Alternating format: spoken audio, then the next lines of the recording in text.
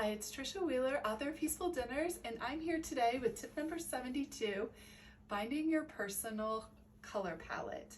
And what I mean by that is finding the colors that speak to you and being able to build a beautiful collection around it of things that bring you joy that you can entertain with, set a beautiful table, and enjoy throughout your life. And so I thought I would show you my color palette and some of my collection, and I thought I would say this on a Saturday because for me it's kind of about the hunt and about the fun of going out, and in my house we call it looking for some treasure, but going out and trying to find those unique pieces to add to my collection and to be able to use throughout the different seasons. So I started this several years ago. I have one color palette that I use at the Season Farmhouse at my cooking school, and that one I would say is gold and peach and brown and cream. And then the one that's my personal palette at home is my gray, green, cream, and brown. And so those are the colors that I love to collect in those palettes, in that palette. And it starts for me of finding unique pieces that I can mix and match together. And even if you have like a china set that you love, you could still look at the colors or the style and you could still build on that and add to it. So none of my things are particularly expensive, and lots of them have been found at garage sales, estate sales, thrift stores, antique stores, all kinds of the Rural Society sale, favorite sale. So you kind of get the idea. But this is one kind of inspiration. I have 12 plates of birds, and they're all in this browns and greens and creams, and I particularly love the green in that ivy. And this was a gift from one of our cooking school patrons' father gave me these plates, and they're really beautiful and I love these. And these are from Tiffany and Company and a treasured item in my collection. And you can see how the green that he gave me of this chinoiserie pattern mixes in with my whites and my birds. And then I love toiles, and so I mix in some of the toiles, and this is one I really love, and I think I only have like 6 of these, but I can put them on top of my birds. And then I've got the gray, brown, and back to the green, and then I could layer this plate on top of that to make a setting.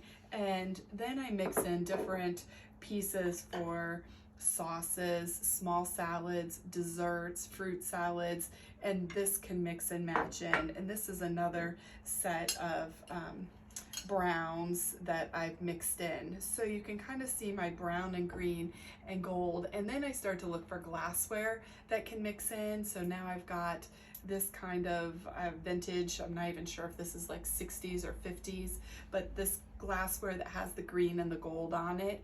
And this is some water glasses that I have that have some rubbed gold on them, and I use those both as water glasses, and sometimes I use them as my little vases. And I think I have 12 of these, and they mix in my table. And when I'm thinking about my tables and setting and collecting, I'm thinking about like those items. I have kind of a bird theme that I love, so I stay with my birds, but I do them in different ways. So these are these 2 nice gold birds. I think I found these in town at one of our antique stores, and these birds will go down my table, mix in different flowers and maybe vines that I've cut from my yard and mix those in with my birds. I have a silver set and I have a gold set. And then I have these beloved horns here, deer antlers, I should say, and these were a gift from Claire, who helps me here at the farmhouse, and I have about 12 of these, and I string these along my table and will decorate with those because they kind of go with that theme that I love, the color palette and the texture of those. And then I always look for things in pairs, and I think pairs are really nice because you can obviously the symmetry of it, but do different things with them. And this is a recent find at an estate sale. I've got a pair here of these little candelabras. I keep bigger sets for more dramatic dinners, and these little sets, which are really nice because they're not too high on my table. And this is a pair of the transferware or the toile little vases I've had in my collection for years, and that pair can anchor a table too. And then I dry my hydrangeas from the yard, lime lights, and keep those and decorate with those through the season if I don't have fresh flowers.